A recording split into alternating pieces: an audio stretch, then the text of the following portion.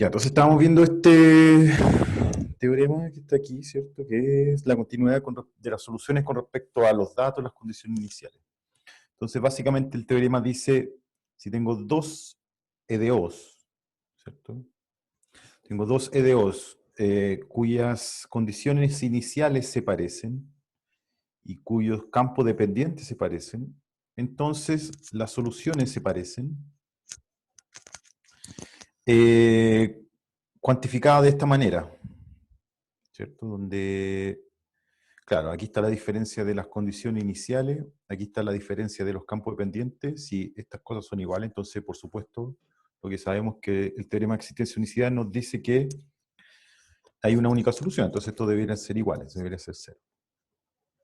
Entonces yo había partido la demostración, ¿cierto? Había escrito, claro, la formulación integral de las dos EDO, resté las dos igualdades que están aquí, y, claro, usé, claro, estos trucos que son más viejos que el hilo negro, sumar y restar lo que necesito, ¿cierto?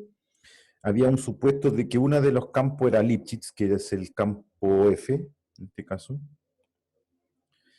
y ese, exploto esa condición aquí, uso la Lipschitzianidad de la función F, y aquí uso, bueno, reemplazo esta diferencia por la diferencia infinito, el norma infinito de los campos dependientes, y entonces llegaba a esta expresión que está aquí, ¿cierto?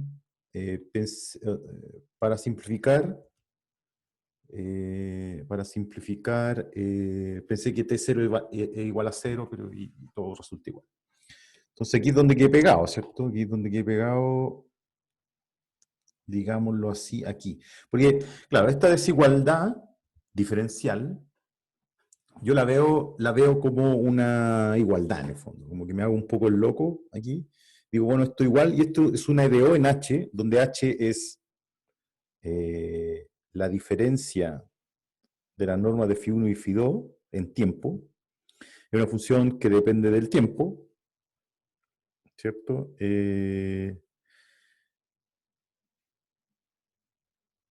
Perdón, no es H no es eso. H es la integral.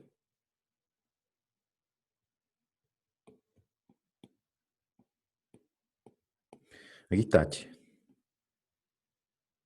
H es la integral de una cosa continua, entonces es diferenciable. ¿Ya? Fíjense que este no tenía tanto derecho a hacer H y derivar porque la norma no es diferenciable en cero, entonces hay que tener cuidado. Pero esta cosa sí es diferenciable, porque es la integral de una función continua. Y entonces planteo este DO, y me queda este DO para H, ¿cierto? Y ahora voy a integrar esta ecuación. Entonces aplico el factor integrante, como les digo, me hago un poco el loco aquí, veo que esto lo pienso como una igualdad, multiplico por algo positivo, así es que la desigualdad no se estropea. Y después integro, porque aquí es donde tuve el atado, digámoslo así. Déjenme borrar aquí. Voy a seguir Coddington. Claro, y entonces aquí lo que me queda es h de t por exponencial de menos kt menor o igual que i1 menos i2 por menos 1 sobre k exponencial de menos kt entre 0 y t, ¿cierto? Y esta es la que me tupí, entonces ahora voy a copiar Coddington, ¿no? Profe, Sí, y en el lado izquierdo no debería quedar también menos h. sí, menos h en 0. Sí, toda la razón. ¿Cierto? Porque es h en t menos exponencial de menos kt menos h en 0 por exponencial de menos k en 0, que es 1. Ok, ya. Y entonces aquí, bueno, y más esta integral, que es f menos g infinito, la integral entre 0 y t de s exponencial de menos k s de s. Y esta primitiva es, aquí esta primitiva es 1 sobre k cuadrado, kt menos 1 exponencial de kt, entre 0 y t. Derivemos. A ver, la derivada de este me queda k por exponencial de kt. Hay un signo menos. Hay un signo menos. A ver. Claro, en realidad va un signo menos ahí, un menos ahí, y aquí se borra porque va al cuadrado. Ya, si derivo el primero me queda menos, lo dice Coddington, pero lo voy a hacer. Me queda 1 sobre k cuadrado, y entonces la derivada de este me queda menos k por e a la menos kt, menos kt o más menos kt menos 1 por menos k e a la menos kt. Eso me debería dar t por e a la menos kt. Entonces, aquí se me va, claro, este signo menos con este signo menos, me queda signo más. Con ese menos se me cancela. Y el que me queda en menos k, por menos k, me queda k cuadrado, exponencial de menos kt, por t, dividido por k cuadrado, me queda t exponencial de menos kt. Ahí está bien. Integración de primer año. Ya, y ahora, bueno, recuerdo que lo que era h. H era la diferencia de φ1 y φ2. Por lo tanto, esto que está aquí es I1 menos I2, porque son las condiciones iniciales, en cero. ¿Cierto? Entonces, recopilando aquí toda la información, evaluando, me queda, esto lo borro, entonces aquí me queda h de t por e a la menos kt, ¿cierto? Que sería S, menos I1 menos I2, menor o igual que I1 menos I2, factor de menos K, y aquí la evaluación me queda E a la menos KT, menos 1. Entiendo. Sí. Ya. Más. Más. Bueno, aquí queda un despelote, pero no tanto. Me queda F menos G infinito. K cuadrado aquí. Cuando evalúo en T, me queda KT más 1. ¿Cierto? Factor de KT más 1 e a la menos KT, creo. ¿Sí? Menos 1. Cuando t vale 0, cuando t vale 0, esto me da 0, claro, entonces me queda menos más 1.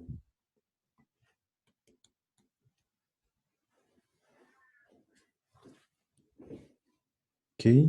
¿Cuál es la cota que me tiene que dar? Tiene que dar esta cota. ¿Qué me sale un t aquí?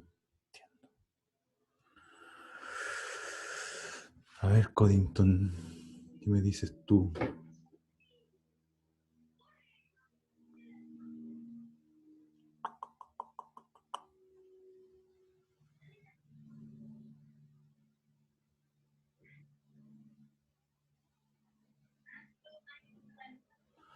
Déjeme ver.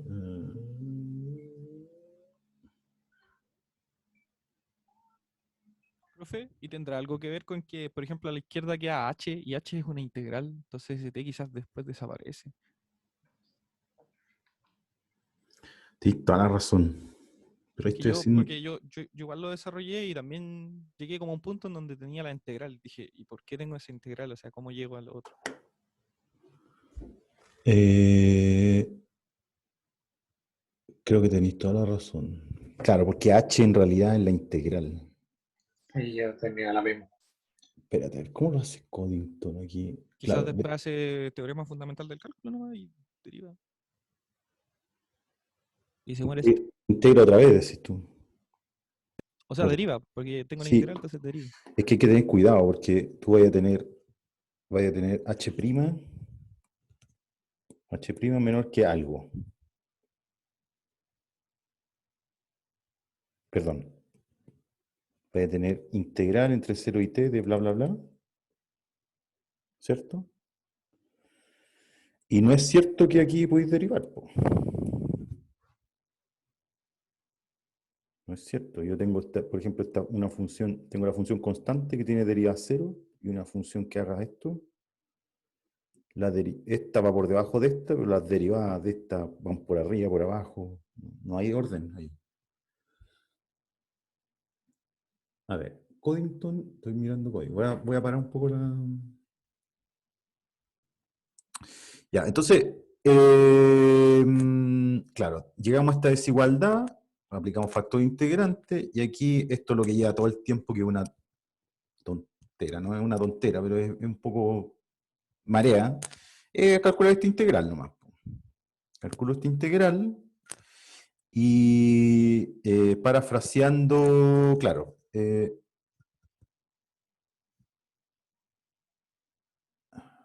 claro, aquí simplemente escribir los límites de integración aquí, simplemente, para llegar a esta expresión que está aquí. Y ahora viene el paso clave, que es lo que ustedes me ayudaron, me acaban de ayudar. Entonces, esto es simplemente álgebra de colegio, digamos. Tener cuidado con los signos, ¿cierto? Pero hay que recordar que el h es la integral de φ1 menos φ2. ¿Cierto?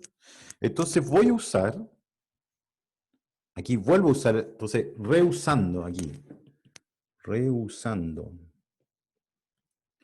la desigualdad original.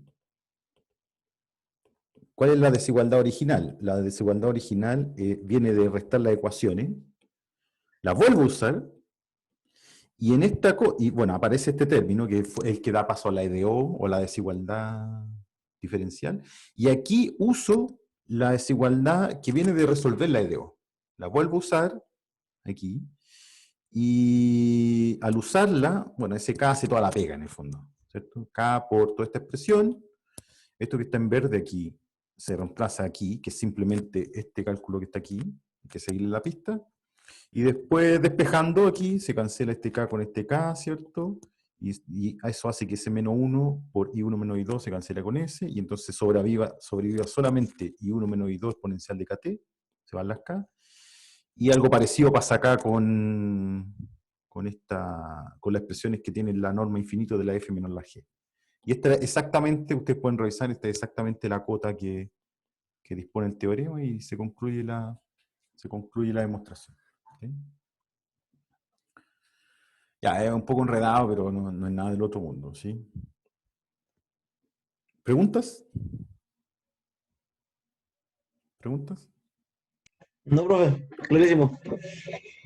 Ya, entonces, digamos, antes, ya, entonces tenemos hasta ahora, ¿cierto? Primero, existencia, unicidad, para, digamos, para E2 de la forma I' igual F de T, I, o problema de valor inicial, y t 0 igual I0. ¿Sí? Tenemos existencia si F es continua. Esto es peano. Existencia unicidad si F es Lipschitz con respecto a Y. Este es Picard. O Cauchy-Lipschitz-Picard. Y tercero, tenemos continuidad de la solución con respecto a la condición inicial y los parámetros y los campos. Los campos de velocidades.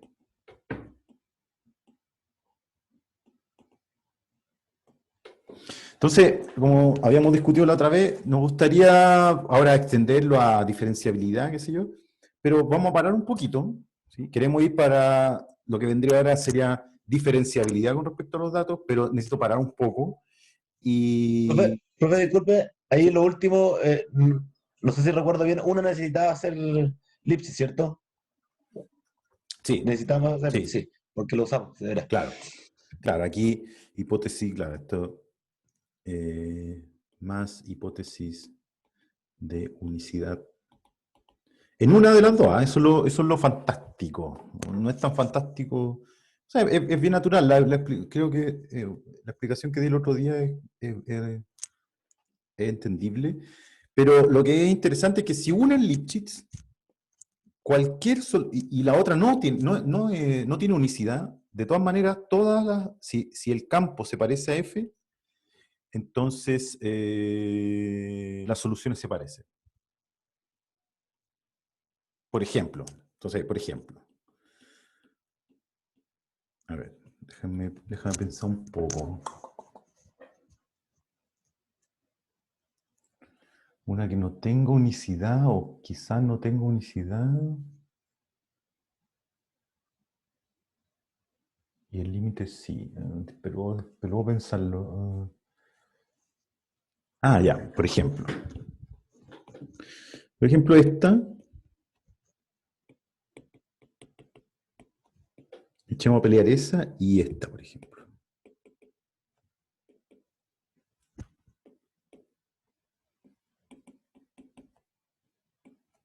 O quizás sí.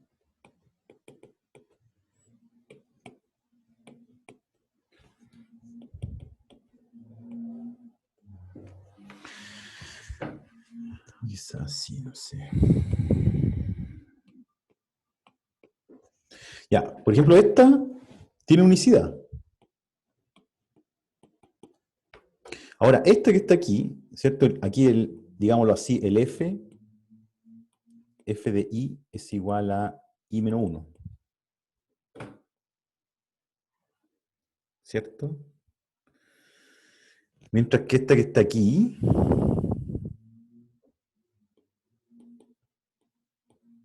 perdón,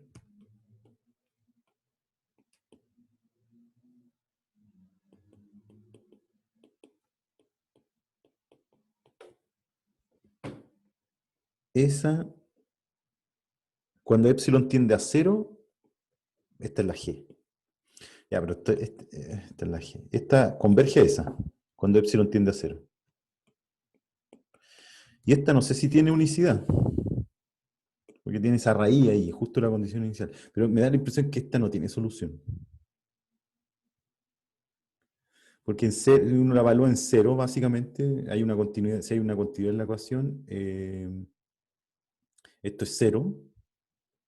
Y entonces I' en el instante inicial es menos 1, o sea, es decreciente. Y como parte en 0 es negativa, entonces, y no podía evaluar eso.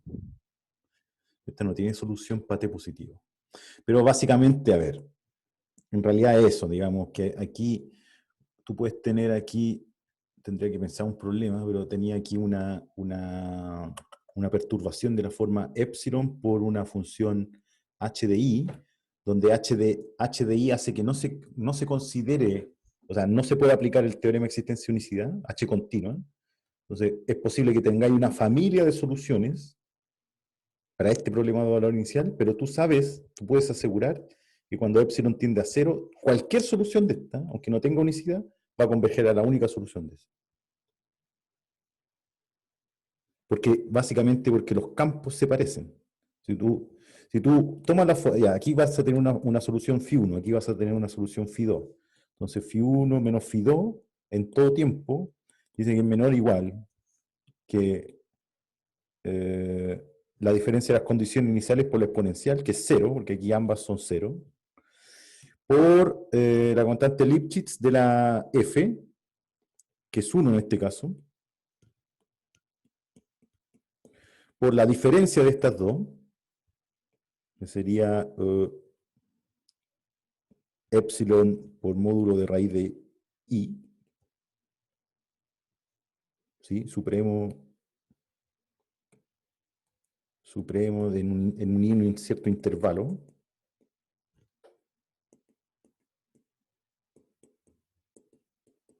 por exponencial de kt, que es menos 1.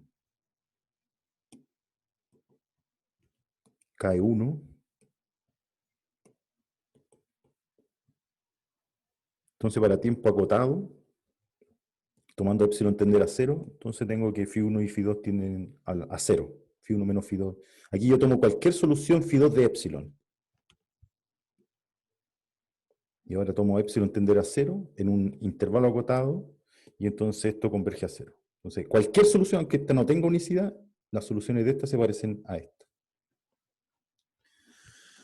¿Ok? Ya. Perfecto. Sí. Estaba pensando también en un ejemplo. Si uno, por ejemplo, pudiese aproximar, casi aproximar con una función Lipschitz la escalera del dial, que esa, si no me equivoco, claramente no es Lipschitz, porque a veces se pega su brinco. No es ni continuo. ¿Sí es continuo? ¿O no?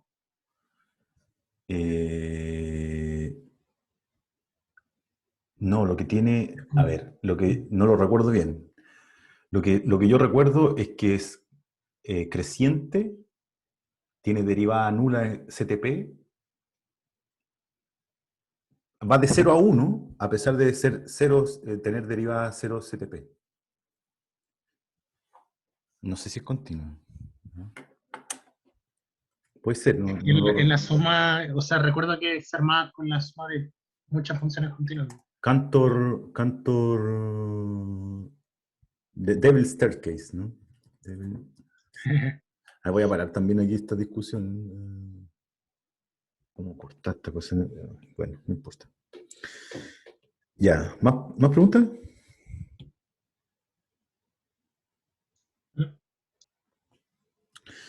Ya, ya, entonces iba a pasar a diferenciabilidad, pero entonces antes de pasar a diferenciabilidad, vamos a ver sistemas, que es lo que habíamos quedado el otro día. Entonces, antes de continuar,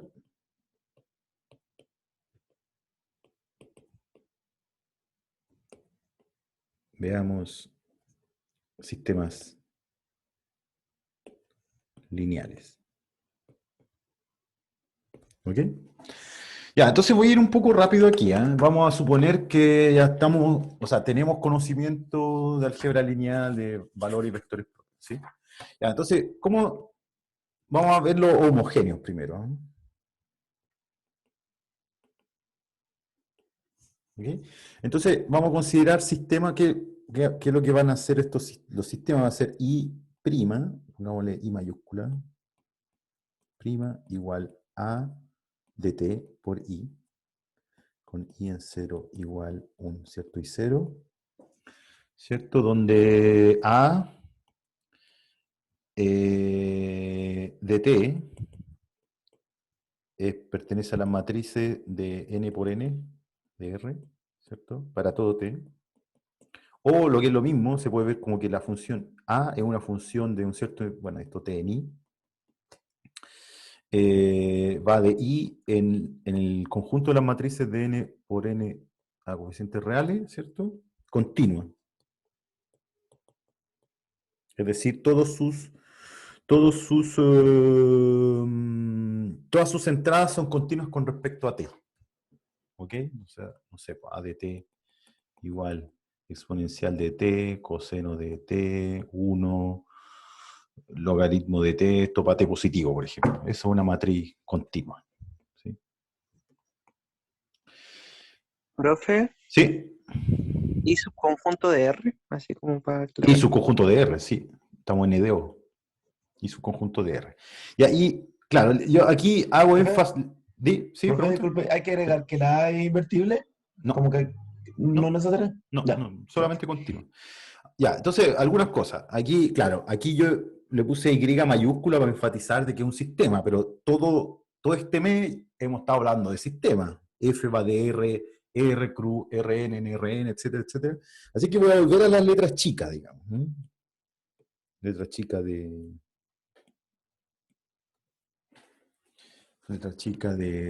la EDO, ¿sí? Pero enfatizar obviamente de que no interesa el caso n mayor que 1. Eso es lo que quiero hacer aquí. ¿Ya? Y bueno, claramente, la función f de t, i dado por at por i es Lipschitz.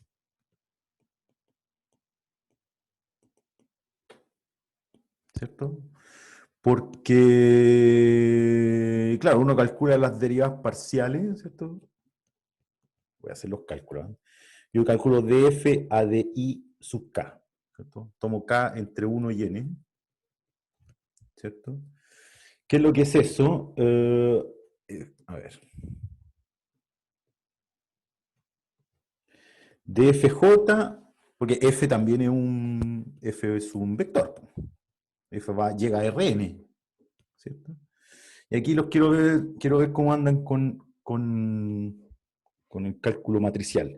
Entonces, esto de aquí es la derivada con respecto a IK del jésimo vector, perdón, la jésima componente de este vector. La jésima componente de este vector, ¿cierto? Es matriz por vector. La jésima componente de este vector es la jésima fila de la matriz A, ¿cierto? ¿Cómo se multiplican matrices? Fila por columna. Entonces, la jésima fila de A por I, ¿cierto? ¿Cuál es la Sí. jésima fila? ¿Sí? ¿Pregunta? No, está confirmado. Esto es la suma de I igual 1 hasta n de la matriz A, la jésima fila. Voy a ponerle I mejor. La I se llama mejor con fila. Y aquí voy a mover las columnas. De A, I, J, T por I, J. ¿No? Este que está aquí es la jésima componente de la F. La iésima, perdón. La iésima. Esta suma depende de... O sea, esta suma da como resultado algo que depende de I. Y ahora derivo, con respecto a Y nomás. Entonces me queda suma en J hasta N de A I J, D I J, D I K. ¿Cuál es el único que sobrevive?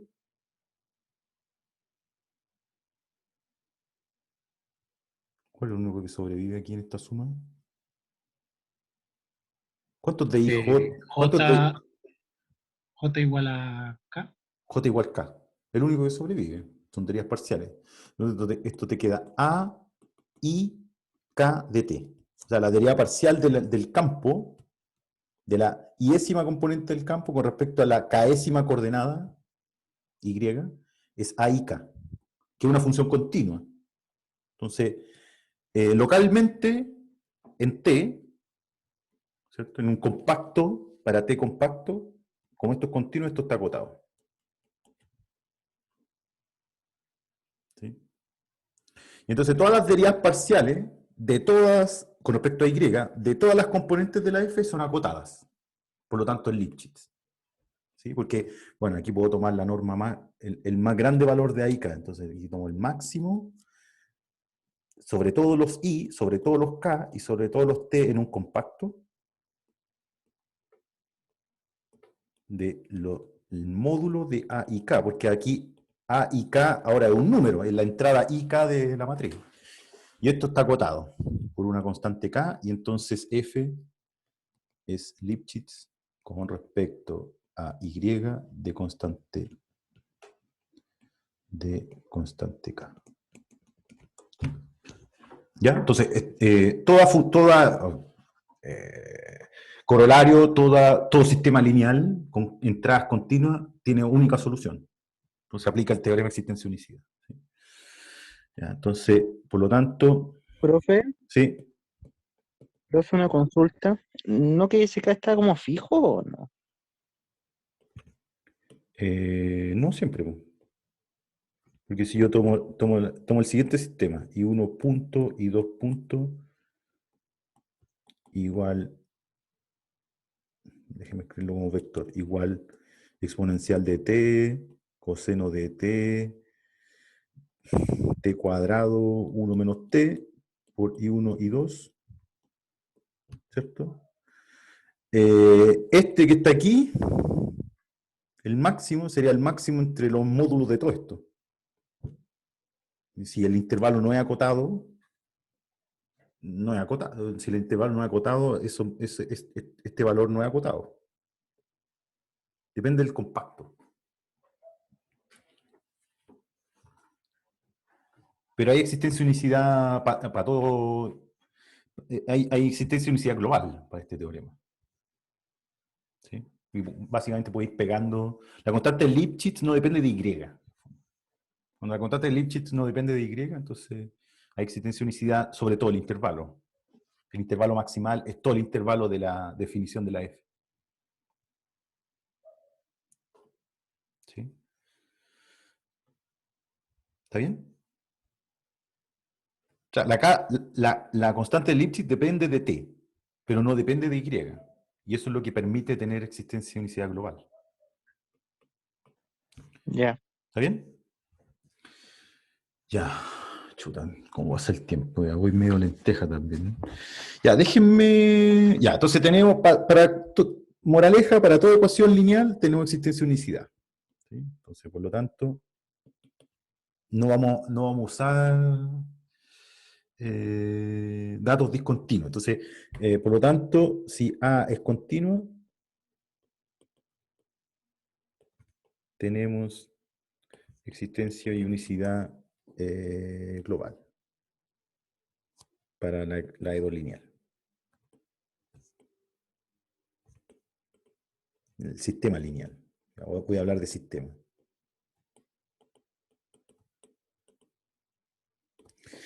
Ok, ahora.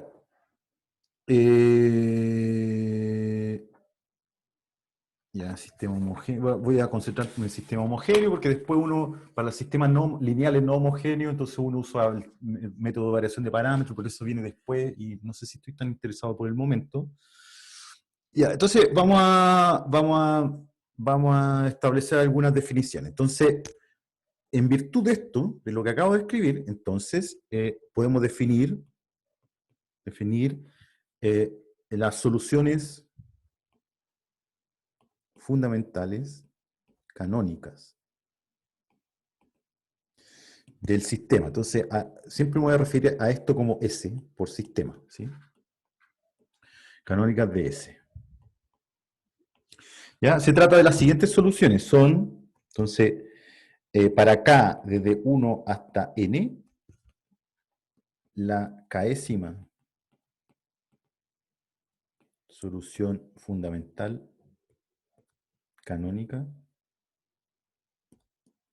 de S es la única solución de el siguiente sistema, I' igual A de T por I, sujeta a la condición I en T0, igual EK, donde EK es el késimo vector canónico de Rn.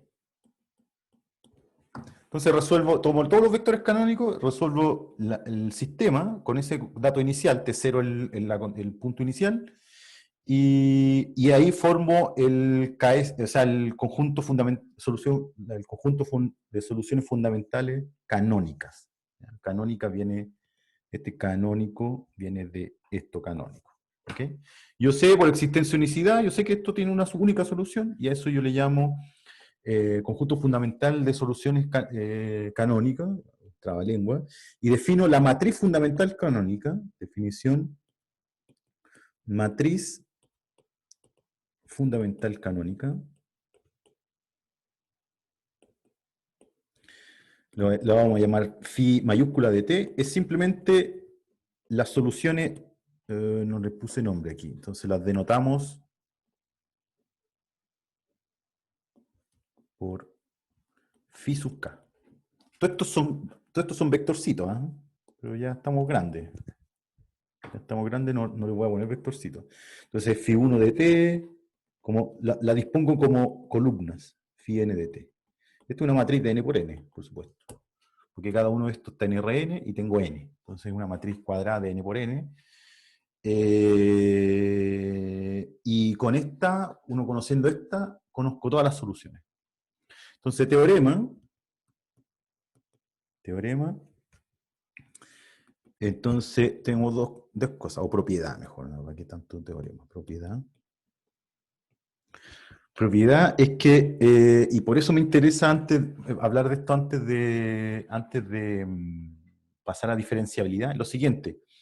Phi de t, fíjense, phi está definida sobre I, subconjunto de R, en las matrices de n por n. En R, ¿cierto? Esta es una función, esta función satisface la edo matricial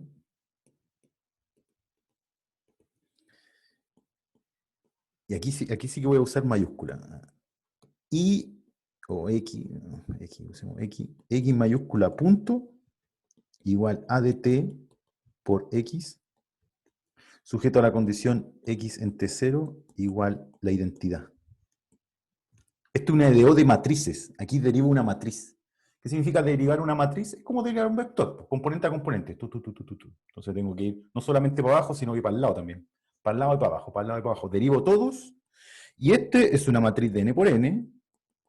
Esta es una matriz de n por n. Entonces el producto es una matriz de n por n. Cuando se cumple la igualdad, entonces hablo de solución de la EDO matricial. Bueno, la matriz fundamental resuelve esto, que es directo de la definición. Porque cada uno de estos, fíjense, cada uno de estos, en el fondo, aquí no tienen que olvidarse que esta matriz que está acá es exactamente lo mismo que AT por la primera columna, ¿cómo se escribe? Columna punto 1, y así sucesivamente hasta A por X punto N. Entonces hago igualdad, columna a columna. Entonces viene directo, la primera propiedad es directo de la definición. ¿Sí? Entonces fíjense que la condición inicial es el vector canónico késimo. Entonces el primero me da 1, 0, 0, 0, 0, el segundo me da 0, 1, 0, 0, 0, entonces forma una identidad. Y lo que es más interesante, un poco más interesante, es que esta matriz es invertible, phi de t es invertible. Para todo t. En I. Ojo que la A no tiene por qué ser invertible, pero la matriz fundamental canónica siempre invertible. ¿Sí? Ya, entonces voy a ir un poco rápido con esto. Déjenme... sí, ya queda poco tiempo. En vez de demostrar, lo que me interesa es lo siguiente. Entonces, digámoslo así, con phi. A ver, déjenme ver un poco. Con phi encontramos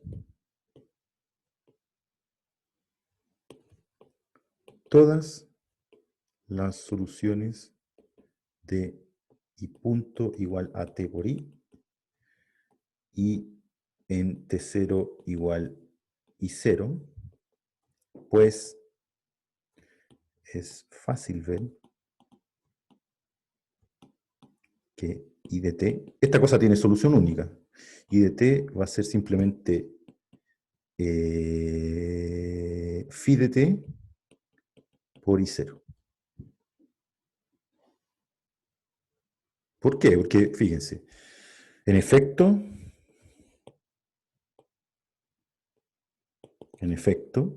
I en 0 es phi mayúscula en 0 por I0, pero phi en 0 es la identidad, así que estoy 0. Así que check la condición inicial. Y por otro lado, si yo derivo I' de t, es fácil ver. Ustedes nunca se tienen que olvidar de esto quizás es importante. Si uno multiplica A por X, este está n por n y este es n por 1, esto en realidad es la combinación lineal con ponderadores X de las columnas de A.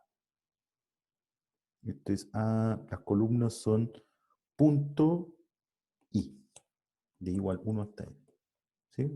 Puedo hacer un ejemplo, A11, A12, A21, A22, por X1, X2, ¿cierto? Es filas por columna. Entonces me queda, me queda A11, x1 más a12 x2, a21 x1 más a22 x2, ¿cierto? Entonces aquí yo divido aquí, ¿cierto? Y después factorizo por x1 y x2, me queda x1 por a11 a21, que es la primera columna, más x2 a12 a22, que es la segunda columna. Entonces esto, que está en la base de cómo se llama, esta expresión, lo único que les dice, estoy tomando combinaciones lineales de las columnas de A, cuando yo escribo este producto. ¿Ya?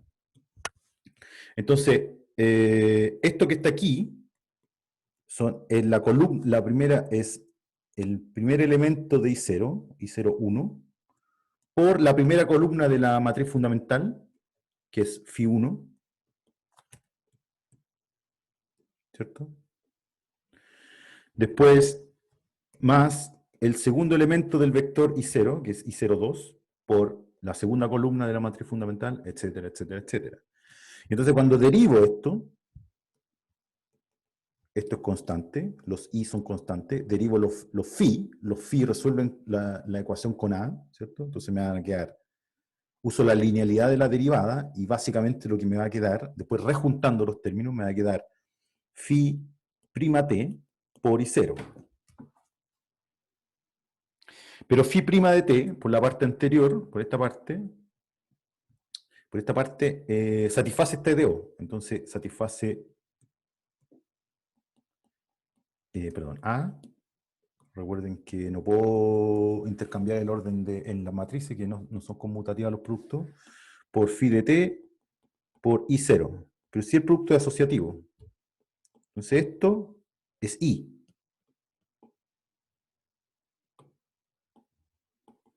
Entonces, resuelve la EDO. Entonces, en consecuencia, encontrando la matriz fundamental canónica, encuentro todas las soluciones. Y tengo una fórmula para escribirla, que es así. ¿Ok? Ahora el problema es cómo encontrar esa matriz fundamental canónica. ¿Ya? Y aquí, sí, entonces, la pregunta, o la dificultad,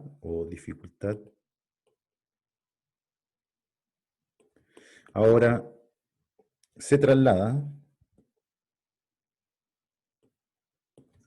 a encontrar phi mayúscula de t. Y eso es lo que vamos a hacer en el caso de coeficientes constantes, que es la matriz exponencial, ¿sí? Entonces, en el caso particular,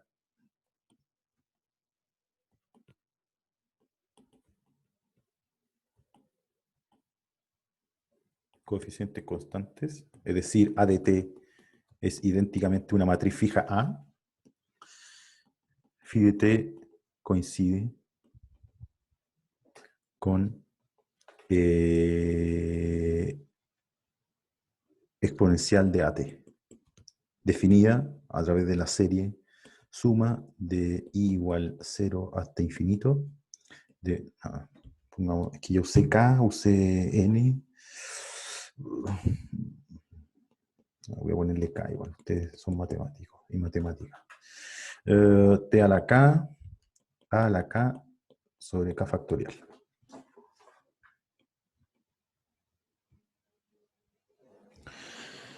Y esta matriz, bueno, la vamos a estudiar el viernes, pues. El viernes mañana vamos a desmenuzar esta matriz.